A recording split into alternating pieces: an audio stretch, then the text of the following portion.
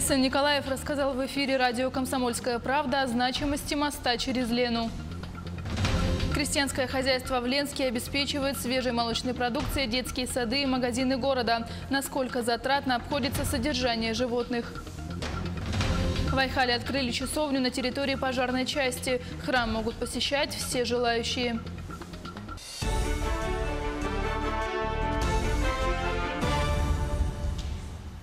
Это новости в прямом эфире, в студии Юлия Великодная.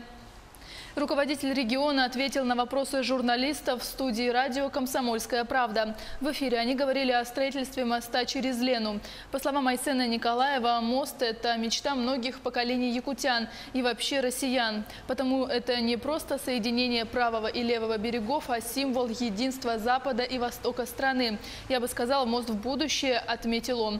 Также руководитель региона сказал, что этот проект давно уже обсуждается при формировании всех транспортных стратегий развития страны. Более того, в 2008 была подготовлена проектно-сметная документация, которая прошла государственную экспертизу. Но, тем не менее, реализация проекта по ряду причин была приостановлена.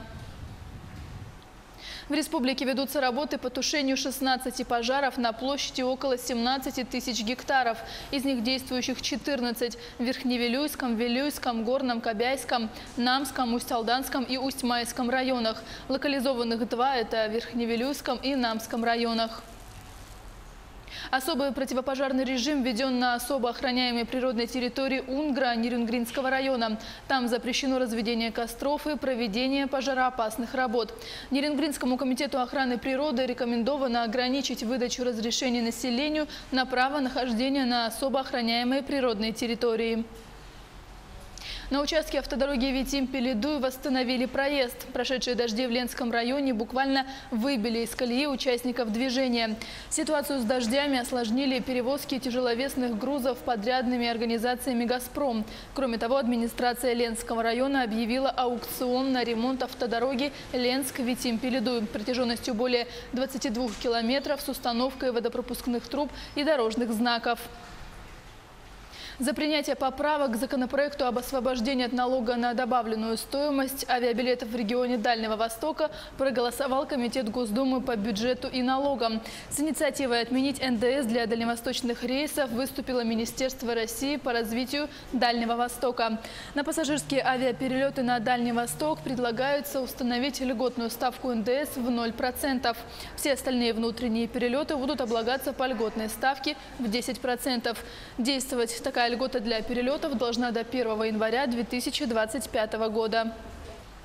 В Министерстве экономики предложили 12 национальных проектов по развитию республики в период до 2024 года. Определено 9 национальных целей. Это увеличение средней продолжительности жизни до 78 лет, естественного роста численности населения, обеспечение роста реальных доходов и пенсионного обеспечения выше уровня инфляции, снижение уровня бедности в 2 раза. Определены 12 национальных программ. На это понадобится 600 миллиардов рублей. Будет разработан комплексный план модернизации и развития магистральной инфраструктуры. Подразумевается строительство автодорог, железных дорог, автомагистралей, авиапортов, новые линии электропередач. Также туда включен газопровод. На инфраструктуру понадобится 700 миллиардов рублей. Финансирование будет не только федеральным, но и региональным тоже. Предлагаются различные проектировки и технические решения по строительству мостового перехода, разброс тоже в ценовых предложениях достаточно широкий, от 56 миллиардов до 104 миллиардов рублей. И на этой неделе в Республике Саха-Якутия, в городе Якутске, состоится конференция международная, которая обсудит проблематику мостового перехода. Мы надеемся, что на конференции будут присутствовать все наши партнеры, и интересанты, и будет выработано, может быть, не в окончательном решении, но будет более-менее оптимальное решение предложено. Вопрос обманутых дольщиков в республике остается до сих пор открытым. Об этом говорят сами дольщики. Якутяне годами ждут заселения в новые квартиры, а застройщики передвигают сроки ввода домов. На сегодня в регионе 9 проблемных объектов, всего в реестре 117 обманутых дольщиков. В этом списке числятся и дольщики дома по адресу Автодорожная, 19. Дом по плану должны были сдать еще в 2016-м, но из-за финансовых проблем ввод объекта затянулся. Сегодня застройщик «Монолит-строй» и вовсе приостановил строительство дома. Дольщики бьют тревогу, они с просьбой о помощи обращались к президенту страны. Мы приобрели дом где-то в 2016 году, в начале 2016 года, и нам обещали выдать дом в конце 4 квартал 2016 год. Но, как видите, практика уже, строительство затянулось, застройщик не выходит на связь. Как видите, вот по факту за 1,5 года ничего не построено. Мы бьем тревогу, пытаемся сейчас какими-то разными путями пробиться, достучаться до властей, либо хотя бы обанкротить, либо что-то, такие, ищем выходы. В Ленском районе зарегистрированы более 30 крестьянских хозяйств. Основная часть находится на слегах. Самым крупным в городе считается ООО «Ленские зори». Уже много лет предприятие обеспечивает свежей молочной продукцией детские сады и магазины города. Но с каждым годом это делать сложнее. Содержать животных становится очень затратно.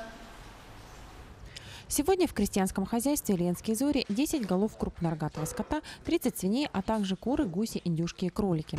На всех животных в год уходит чуть больше 30 тонн комбикорма. Это порядка 700 тысяч рублей. Директор предприятия Ирина Владовна признается, что это очень накладно. Сам комбикорм недорогой, а вот транспортировка его в 2 раза превышает стоимость. Закупать комбикорм приходится на Алтае. Местные по качеству уступают. Животные отказываются его употреблять. Помимо этого еще нужно запастись сеном и картошкой на подкорм. Сено заготавливаем сами тоже. Но за сено вот как-то давали немножко помощь за транспортировку, за перевозку. Это наша администрация как бы. Но в этом году, не знаю, вот вроде как в управлении говорили, что вроде в августе что ли будет, должны вроде как бы за транспортировку вроде какой-то процент. Поэтому у нас все документы, все есть. На приобретение комбикорма вот уже много лет Ирина Владовна берет кредит в районной администрации под 10%. По словам предпринимателя, это ощутимая поддержка. Я через год только брала. Часть там продукции сдавали туда-сюда, в общем, так получилось.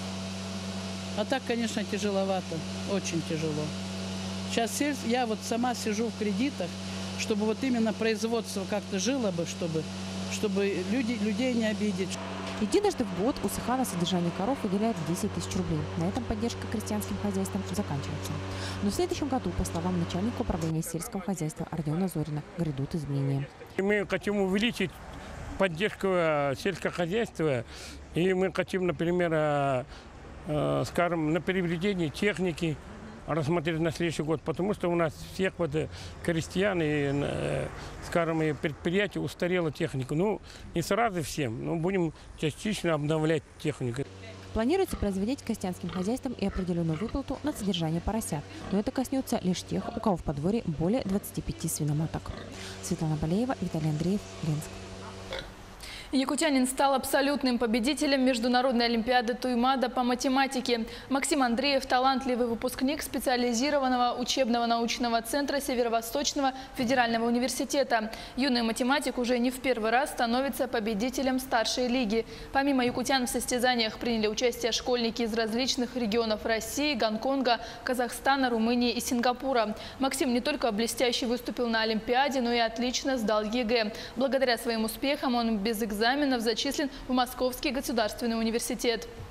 Думал, что вот если я уже 2 раза становился победителем Олимпиады Туймада, то вот в этот раз у меня, значит, уже есть шанс занять 1-е место на Олимпиаде. Ну, вот так и получилось. Да. Ну, вот соперники, они, получается, каждый раз тоже очень хорошо решают задачи, да, и вот на последние 3 Олимпиады вот там были люди, у которых баллов было почти столько же, сколько у меня. Чуть меньше совсем. Сегодня в Ленском районе временно ограничили электроснабжение. Это связано с проведением работ по ремонту и техобслуживанию линий электропередачи и оборудования. Без света остались город Ленск, поселки Северная Нюя, Чамча, Артон-Нахара, Батама, Южная Нюя и Витим. График отключения вы видите на своих экранах. В нем возможны изменения. В Айхале открыли часовню на территории пожарной части. Небольшой храм на собственные средства построил начальник ведомства. Открыли и осветили часовню в День города. Посетить храм могут не только сотрудники части, но и все желающие. Она будет открыта круглосуточно. С подробностями мои коллеги. Владимир Ферлиевский, начальник Айхальской пожарной части, устанавливает православный крест на новую часовню. Строил небольшой храм на собственные средства, идею вынашивал несколько лет. Некоторыми стройматериалами помогли местные предприятия, облицовочный металл пришел с Москвы, купол с Краснодара. Стройку завершили ко Дню города. Это еще одно святое место в нашем поселке Айхал. Закрываться она не будет. Любой желающий сможет сюда прийти в любое время, как захочет. Свечки я буду стараться, чтобы они всегда были. Буду покупать, ставить. Открыли часовню торжественно в День города. На территории части собрались жители поселка, сотрудники пожарной службы, местные власти и прихожане Айхальского храма. Гости говорили о значимости события, преподнесли в подарок иконы. Церемонию освящения новой часовни провел настоятель храма Рождества Христова отец Иоанн.